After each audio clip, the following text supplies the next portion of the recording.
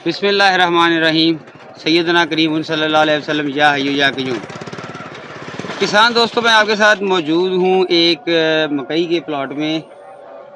ये पाइनियर का पी 4040 है। तो ये देखिए जी, पहले एक राउंड लें इसका जी। ये फसल किस तरह की खड़ी है। ये आइडियल फसल खड़ी है इस वक्त। इस पर 1 बैग DAP और अभी तक 1.5 बैग यूरिया का डाला गया है।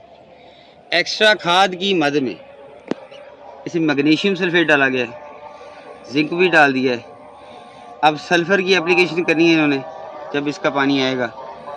सल्फ़र के एप्लीकेशन के बाद इन्होंने इसमें फिर तब तक ये नसारे पे आ जाएगी, निसरना शुरू कर देगी, सिटा लेना शुरू कर देगी।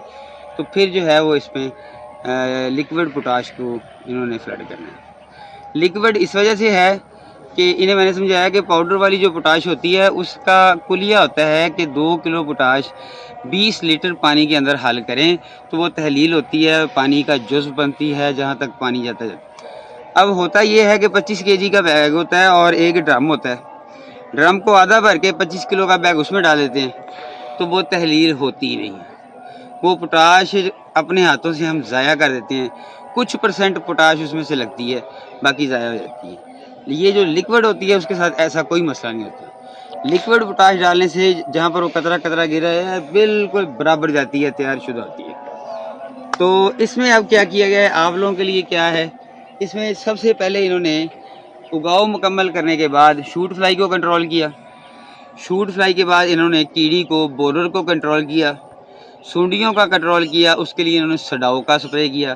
पहला स्प्रे ल्यूफेनोरान प्लस बाइफेंथ्रीन किया, दूसरा स्प्रे ल्यूफेनोरान और एमामेक्टिन का किया, और तीसरी स्प्रे नहीं की इन्होंने जनाब इसमें सुडाओ, लेमडा और इसमें क्लोरीपेरीफास, उसके ज़रिए इन्होंने बनाई जनाब बजरी के ऊपर दानेदार बनाई और उस दानेदार को इसके अंदर डाला तो ये क्लियर हो गया। ये देसी एक झटका नुस्खा है।